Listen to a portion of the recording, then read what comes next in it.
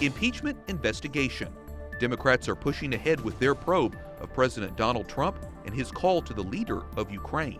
Our team coverage includes how the Trump administration is responding. On the mend, Democratic presidential candidate Bernie Sanders is recovering following a trip to the hospital.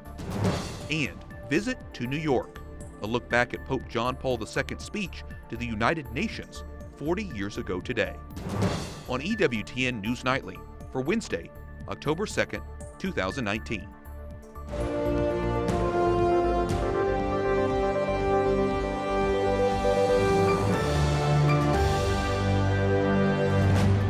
Good evening from Washington, D.C., and thank you for joining us for News from a Catholic Perspective. I'm Wyatt Goolsby.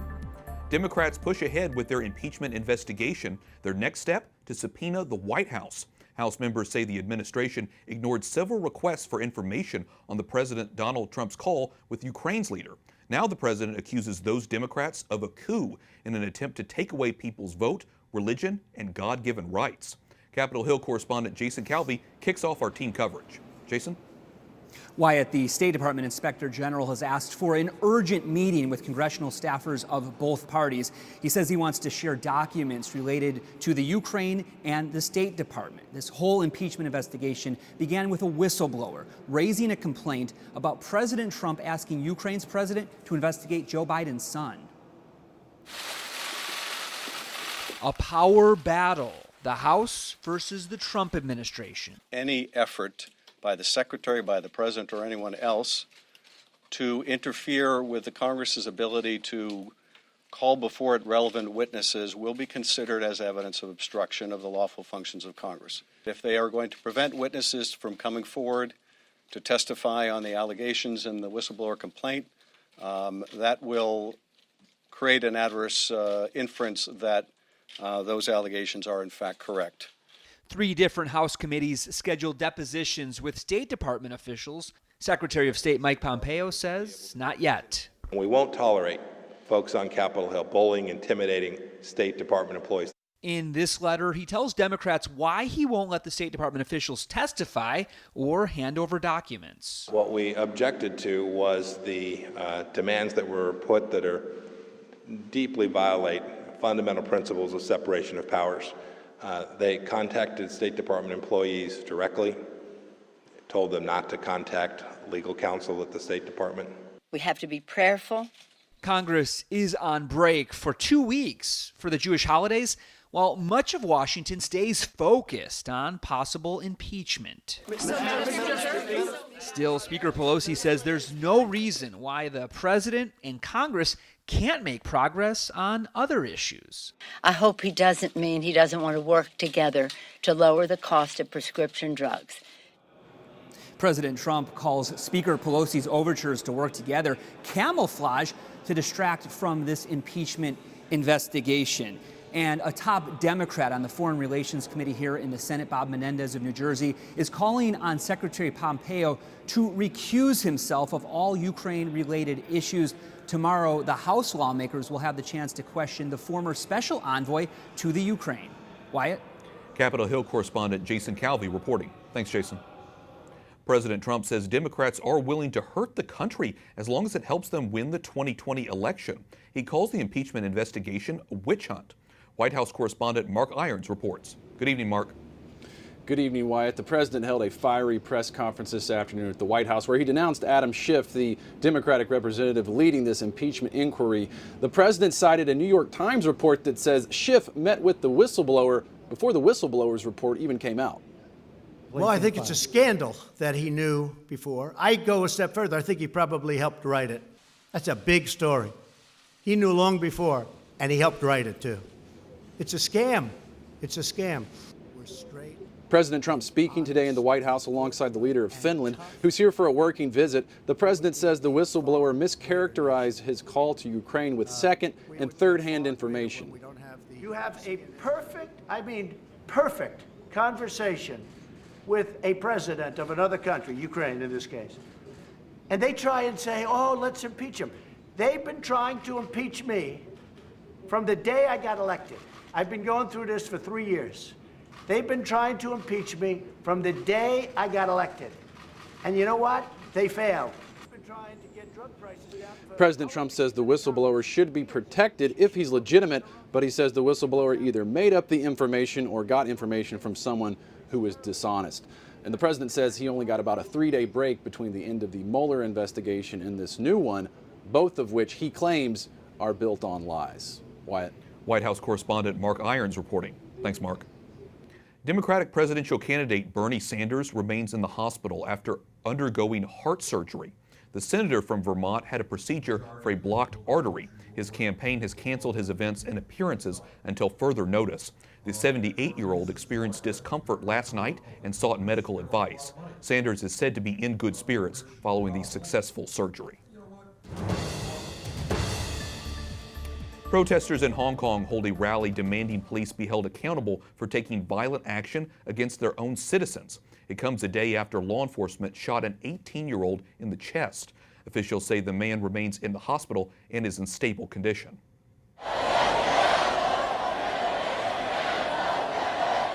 The rally this week included the victim's schoolmates and Hong Kong office workers. The shooting is the latest in an escalation of violence in the former British territory. One lawmaker accused the police of being trigger happy. A pre-indictment hearing on corruption charges involving Israeli Prime Minister Benjamin Netanyahu began today in Jerusalem. The country's Attorney General has recommended charging Netanyahu with bribery, fraud, and breach of trust. Netanyahu denies the claims. The Prime Minister's lawyer says he believes all of the charges will be dropped. British Prime Minister Boris Johnson once again calls for the UK to leave the European Union. What do we want and need? Do we want more dither and delay? Do we want to spend another £1 billion a month on EU membership when that could be going on the NHS? No. Let's get Brexit done. Let's finally believe in ourselves and what we can do. This country has Johnson says he has offered a proposal to the European Union. It represents a compromise for both sides and would allow the country's orderly departure from the EU at the end of the month. Johnson was speaking at an annual conference of Conservative Party members in Manchester, England. Today marks 1 year since the murder of journalist Jamal Khashoggi. The 59-year-old was killed inside the Saudi Arabia's consulate in Istanbul, Turkey. The Washington Post columnist had written articles criticizing the kingdom's royal family. Crown Prince Mohammed bin Salman has denied any involvement, even though U.S. lawmakers and a United Nations investigator say the Saudi prince is to blame. The U.S. Embassy to the Holy See is leading discussions this week in Rome on religious freedom, human trafficking, and development aid. Today, each of us must gird ourselves for another battle in defense of human dignity and religious freedom. The stakes today are arguably higher than they were even during the Cold War, because the threats to it are more diverse and more numerous. More than 80% of mankind lives in places where religious freedom is threatened or entirely denied. Secretary of State Mike Pompeo asked the Holy See to join the State Department in their International Religious Freedom Alliance. It was launched in July to build a worldwide body to advance the issues. John Cotton Richmond is the United States Ambassador at Large to monitor and combat trafficking in persons. He joins us now from Rome. Mr. Ambassador, how is the United States working with the Vatican to address the issues of human trafficking? Well, thank you for having me. We're so grateful for the Vatican hosting a symposium today on how we can focus on human dignity, how faith-based groups like the Vatican can be involved in combating not just religious freedom, but also trafficking in persons, which finds 24.9 million people around the world who are currently being trafficked by individuals. They're taking their freedom from them, they're forcing them to work, forcing them to engage in commercial sex acts, and we're glad to partner with the Vatican as we try to stop this crime. And we've talked a lot on this program about trafficking, human trafficking. Can you expand a little bit more on that, about the sheer scale of trafficking around the world and how the U.S. government can help to combat it? It's amazing when we think about it. This idea of 24.9 million people currently being victimized, that's more people than ever before in human history. More people than were trafficked during the 400 years of the transatlantic slave trade. And I think it's often felt to be overwhelming, like it's such a large number. But the reality is we can do something about it. And so the United States is trying to lead in this space. We're trying to make sure that we both prosecute the traffickers, we hold them accountable, that we work to protect the victims by providing trauma-informed care, and that we try to dismantle the systems that make it easier for traffickers to operate, that we try to prevent this crime from occurring. Why is that so important that the United States lead on this situation? I think because it comes to the fundamental issue of human dignity. The reason that trafficking is wrong is because people have value. People have inherent value. And it's from our founding documents to the Universal Declaration of Human Rights, all these documents reflect this idea of human dignity. And we want to make sure that traffickers who are working against the very good that we are seeking are stopped from doing that.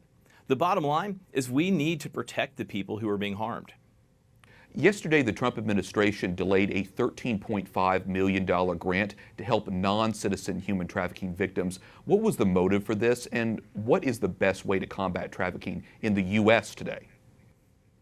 You know, in the United States, we have all forms of trafficking. We have labor trafficking and we have sex trafficking. We have trafficking of U.S. citizens and people who are lawfully present in the United States, as well as foreign nationals who are trafficked. And so we want to make sure that we're doing all the things that are necessary to solve this problem. We want to empower law enforcement to stop traffickers. We want to make sure that money is provided and grants are given to entities that can help both U.S. citizen and non-U.S. citizen victims. And we have a large array of grant programs through our Department of Health and Human Services, as well as through the Department of Justice's Office of Victims of Crime, that give out a tremendous amount of money every year in order to protect victims. And so we're committed to that, both helping U.S. citizen victims as well as non-U.S. citizen victims. So then is it fair to say, Mr. Ambassador, when you talk about so many different grants and so much money that is being handed out, that there are occasions when some grants would be delayed by the administration? You know, I think that every grant is going to be different. And in terms of the specific grant you're talking about, I'm not sure of the details right now, but I do know that Health and Human Services, as well as OVC at the Department of Justice, give out a tremendous amount. And then the State Department, we fund and program through our foreign assistance a tremendous amount of money as well to make sure the victims around the world are being cared for. In the past, you co-authored a federal trafficking report analyzing all active federal cases. What were some of the takeaways? You know, so last year's report I didn't actually get to author because I had been confirmed by the Senate into this new position as ambassador at large for trafficking in persons. But the year before I did. It's a fantastic report, and I'm so grateful to my colleagues at the Human Trafficking Institute who've continued to work on it. A couple takeaways I thought were tremendous and a little bit surprising to me. One was that in the federal cases that are done in the United States, that 34% of those cases, the relationship between the victim and the trafficker was familial. That is, that family members were trafficking other family members. And I think often we don't think about that. Another takeaway from the report is that the vast majority of cases that are done, restitution is not awarded to the victims, even though restitution is mandatory under U.S. law. That is, courts have to give restitution to victims at the end of each case, and in 60% of those cases, they're not giving restitution to the victims. And so I think that report highlights a whole series of trends that are going on in U.S. federal cases, and it's a great opportunity for us to learn what we're doing so that we can try to do it better next time. Mr. Ambassador, you're coming to us from Rome. Tell us about how the U.S. can work with the Vatican to combat trafficking. I've been so encouraged by groups out of the Vatican like Talitha Cum, the Santa Marta group, Caritas, Women's Religious. There are all these groups that have taken different portions of this fight, whether it's Santa Marta focusing on police chiefs and law enforcement, or Talitha Cum focusing on how we can have preventative programs in communities around the world. The Vatican has an amazing reach. And what I find remarkable that it is not limited by jurisdiction. So countries have borders, but faith communities don't. Countries have limited terms in terms of their politicians and the aperture of their focus. But faith communities can take a longer-term approach to these problems. And so I think partnering with faith communities as well as governments is critical. And I'm excited to be a part of the conversation today as the Vatican stands with the United States against traffickers. It's so important that we shine the spotlight on human trafficking and being able to recognize those who are working to end human trafficking all around the world. Ambassador John Cotton Richmond, U.S. Ambassador at Large for Trafficking in Persons, thanks so much for joining us today. Thank you, Wyatt. Coming up, an update on pro-life measures in several states.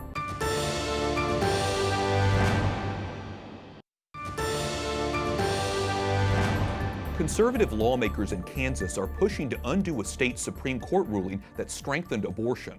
In April, the state's highest court called access to abortion a fundamental right. Republicans are considering whether to put a change to the Constitution on the ballot for next year. Pro-life groups say they want lawmakers to have the power to determine how abortion is regulated.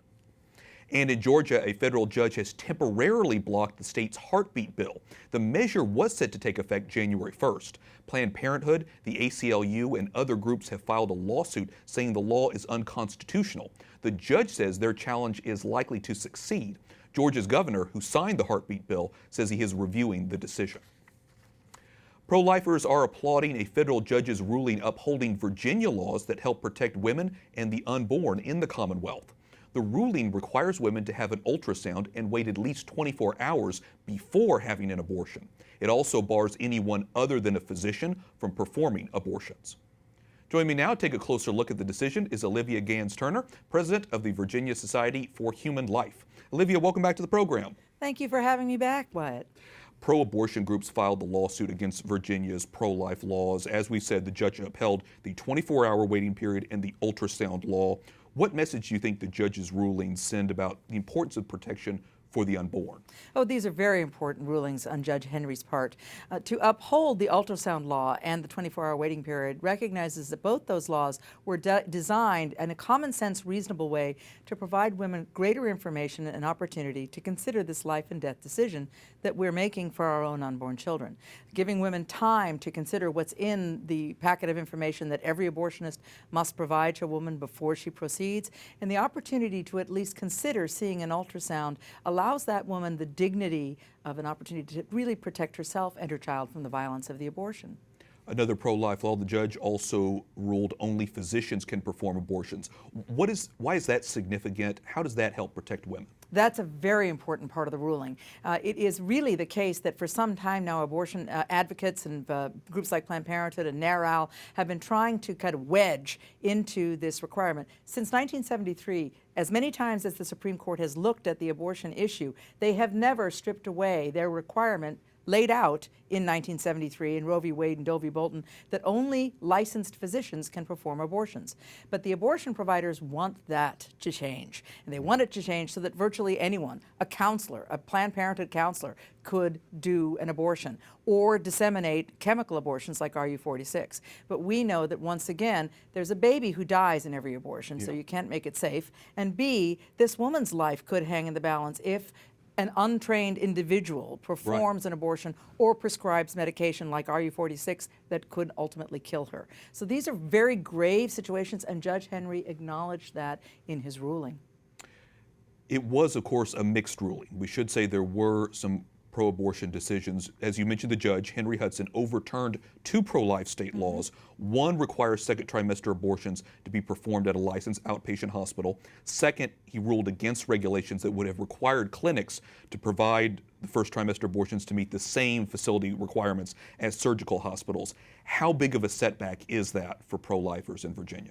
Well, I don't see it necessarily as a setback. The more important rulings were the first three, because they actually are laws that actually effectively do protect unborn children and provide more access for information and care for their mothers. Now, the clinic regulations in Virginia, we knew before the regulations actually attempted to go into effect that of the clinics that would have had to qualify, almost all of them had already come into compliance. There were only one or two that had not. So this is their business. My feeling, unfortunately, about clinic regulations is abortion is an industry, and Planned Parenthood and other abortion agents that perform throughout our country will do whatever they have to keep their business going. So, and I don't like the idea that we might have been sending signals that if we just clean up the facilities, everything will be okay, because abortion can never be made safe. A baby dies in every abortion, and the mother is always in harm's way for immediate problems or future problems. So it's not so much a setback, but when you look at what he did rule in favor of. So we have to go forward from there. Very good. Well, I know that our viewers will be praying for the pro-life movement there in Virginia and, of course, across the country. If I can say very quickly, Sure. This is a very important year in Virginia. We have statewide elections coming up in just a few days on Yes. November the 5th, and we have a one-vote pro-life majority. All of these things we're discussing could be overturned in a heartbeat in next year's General Assembly if we don't maintain that pro-life majority. So we'd ask for the prayers of everyone who's watching, and if you're a Virginian, make sure you're paying attention, because the numbers of abortions are coming down in Virginia. We know that, but they will not continue to come down if the pro-abortion forces can pass a New York-style law in Virginia next year. Okay. Olivia Gans Turner, president of the Virginia Society for Human Life. Thanks so much for your insight. Thank you, Wyatt. Up next, Pope Francis explains why the Holy Spirit is the key to evangelization, and an anniversary involving Pope John Paul II and the United States.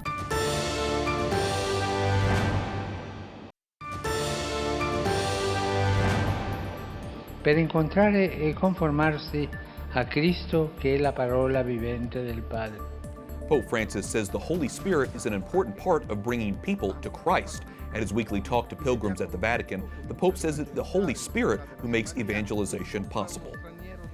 This week, the Holy Father challenged the faithful to be sensitive to the needs of migrants. Those comments came Sunday during a special Mass to highlight the plight of migrants and refugees around the world. Tonight, we take a look at the challenges closer to home along the southern border.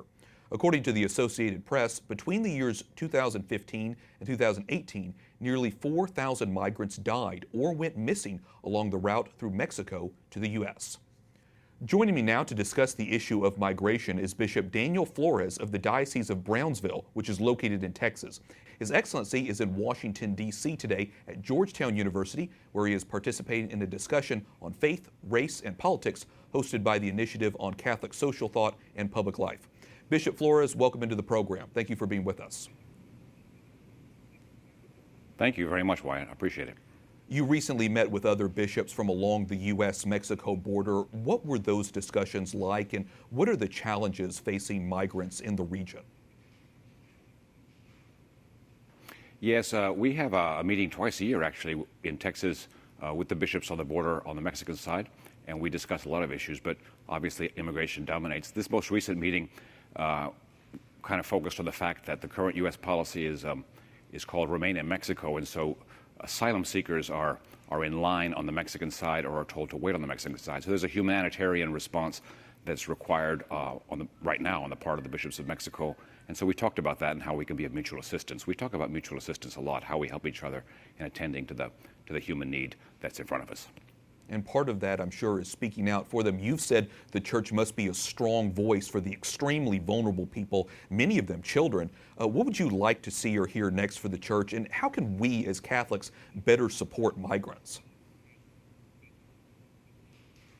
Yes, well, I think the voice which the Holy Father speaks, but also I think the bishops, especially along the border, have been speaking, is really calling attention to the vulnerable immigrant. There's a lot of complexity, obviously, in the immigration situation, but our first responsibility as a church in the local area is to respond to the human condition, as often as mothers and as children, and to the human situation, to kind of address that as concretely and as justly and as charitably as possible, for the church attending to the human condition and situation as we find it on the ground.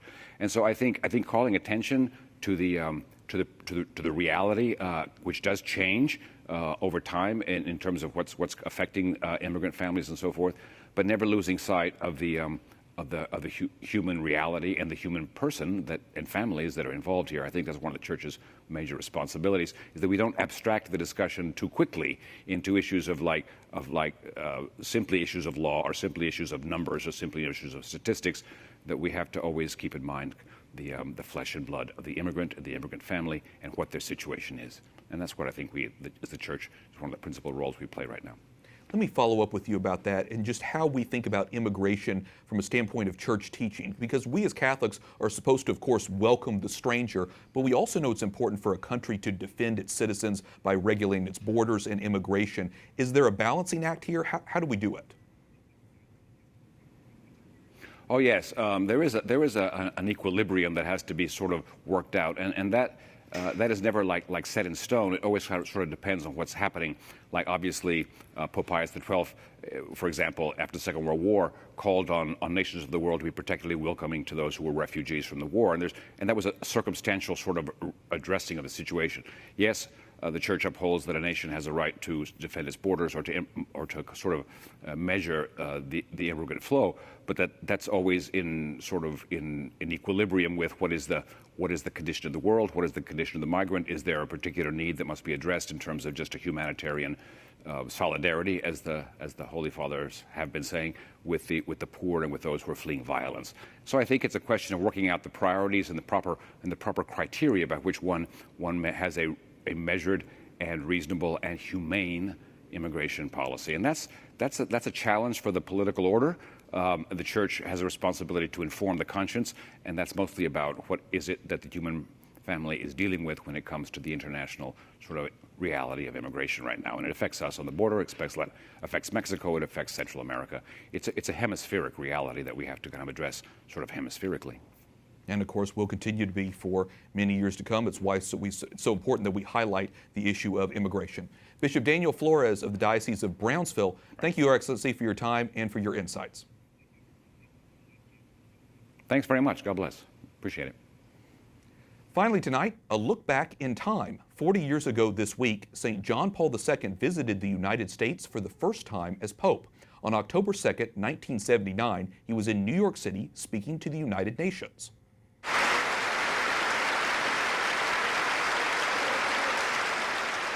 During his address to the General Assembly, the now saint condemned all uses of torture and concentration camps. In addition to the Big Apple, his journey to the U.S. included stops in Boston, Philadelphia, Des Moines, Chicago, and Washington, D.C. And of course, St. John Paul II is remembered during that trip for speaking about tolerance and the dignity of every human being. And with that, we wrap up our newscast for tonight. For the entire EWTN News Nightly team, I'm Wyatt Goolsby. We're back tomorrow with more news from a Catholic perspective. Good night, and God bless.